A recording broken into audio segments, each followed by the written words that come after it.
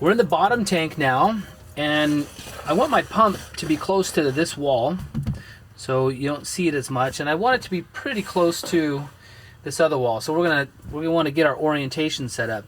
Now, the reason I'm doing this is because I want my bulkhead fitting to line up just perfectly. So if you'll notice, I have this set up like this. I'm going to back that out, and I'm just going to make a little mark in here with my...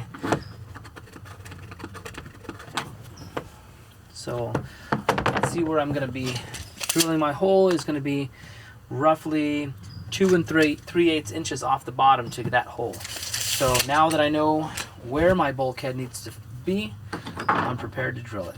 So let me pull this stuff out.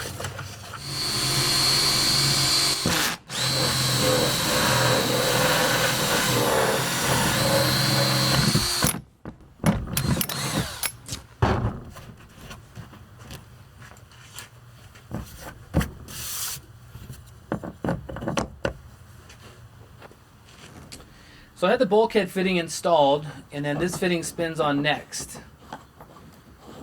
But what I want you to notice is, see how far all these fittings are sticking out past this guy? I kind of forecasted that, but I wasn't sure exactly how it was going to come out. But what's happening is I'm going to spin this bulkhead around because it's a tighter profile on the inside of the tank. So it's a little tricky, but nothing we can't overcome. So I'm going to flip this guy around. The rubber piece has to be on the interior.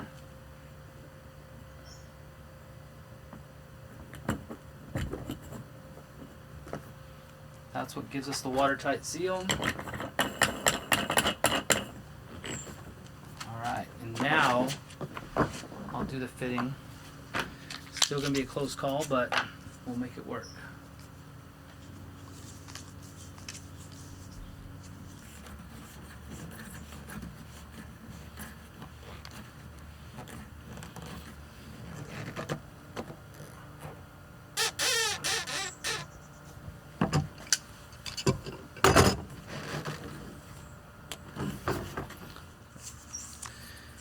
So now I just have to put this last fitting on. This is where this is a barbed fitting, and this is the last piece I need here. And then I'll put my clear vinyl tubing on there.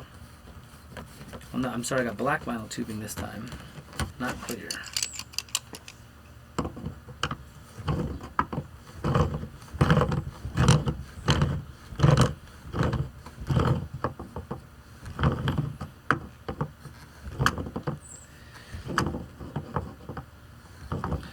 Alright, so this one's ready. Next is us installing that check valve in the bottom of the upper tank. And then we can drop it in. So this is the piece that I need to put in the bottom of the tank. I'm going to glue it together up on this table. That way when I jump in the hole, I just have to do this one fitting and get it set into place. And then we'll run our tubing from this barb fitting to the last one that we just installed. Okay, let's do this.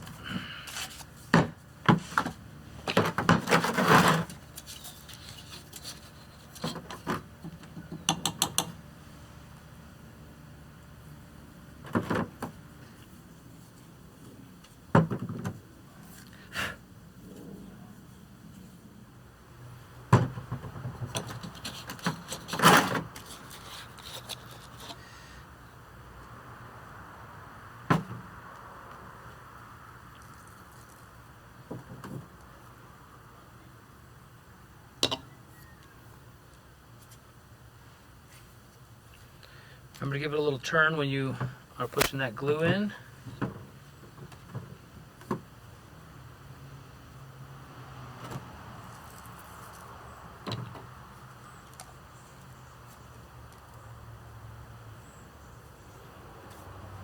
Now when installing your check valve, a lot of people would glue it together and push it like this. Be careful, because if you have some glue that's on the interior of the pipe and the one-way fitting, if it drips down onto that hinge, sometimes it'll lock that hinge in place. So when we glue it, whether it's vertical orientation or horizontal orientation, we'll do our gluing like this and let it harden off.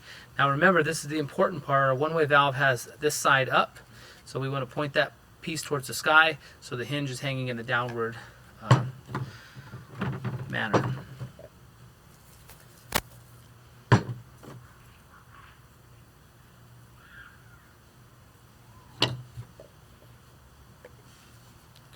Give it a quarter twist up, this side up, we're good to go. Flow rate going this way, up into the tank. And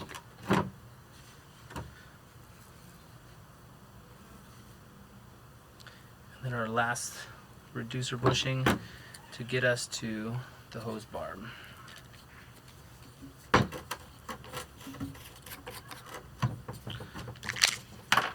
Putting Teflon on here.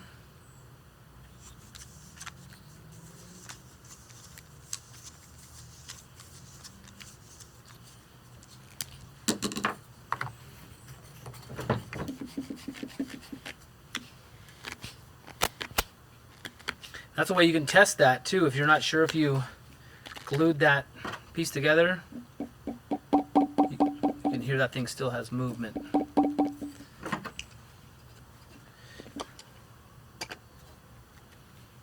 Alright, I'm ready to hop inside. I'll glue this guy into place. Let's do that next.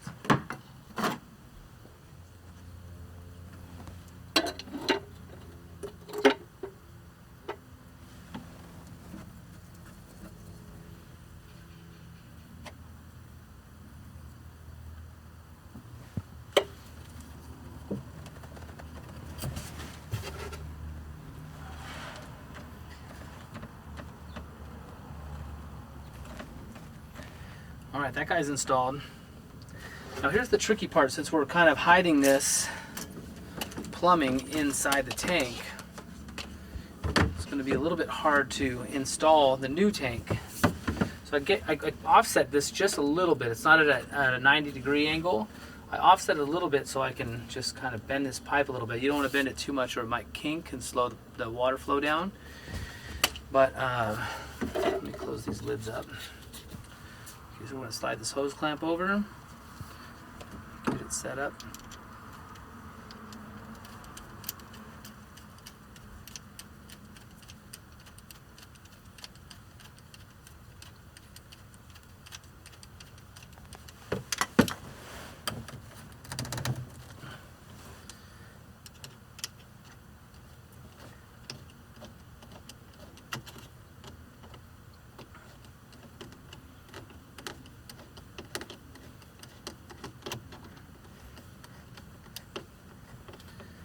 Alright, this guy's ready to go.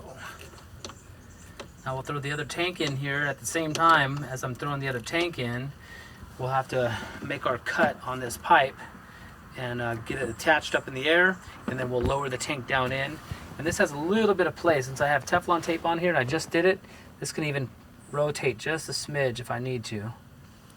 So this is the final connection. If you'll notice our bulkhead fitting, it's tucked in tight. It's going to go right against this back wall right here, and I have my pipe all snuck in here. Now I took a measurement from this wall to here, and I'm going to be approximately 10 inches off the wall, and that's where I'm going to cut this tubing. Give myself a little bit of slack. So I'll make a cut right here, and then we'll put it together.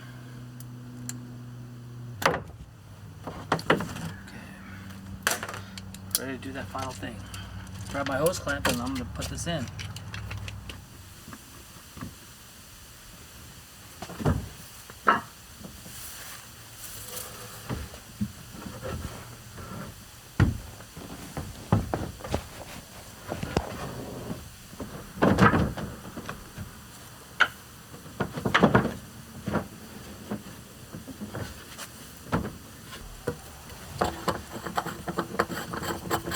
Get the barb fitting.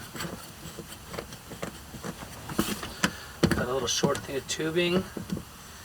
Yeah, I think I'll leave it about that long. I'm not going to use hose clamps in the pond here because there's not a lot of pressure, and I don't want the stainless steel hose clamps to interfere with the fish, and the fish might get scratched on them. One important factor I want you to see is, you know, this guy's going to line up with this guy nice and beautiful. But I want you to cut this little piece off because That's kind of like putting your thumb over a hose, and it reduces the pressure in the hose. So I'm going to cut this off so the water can flow freely through there. So I'm going to cut that real quick.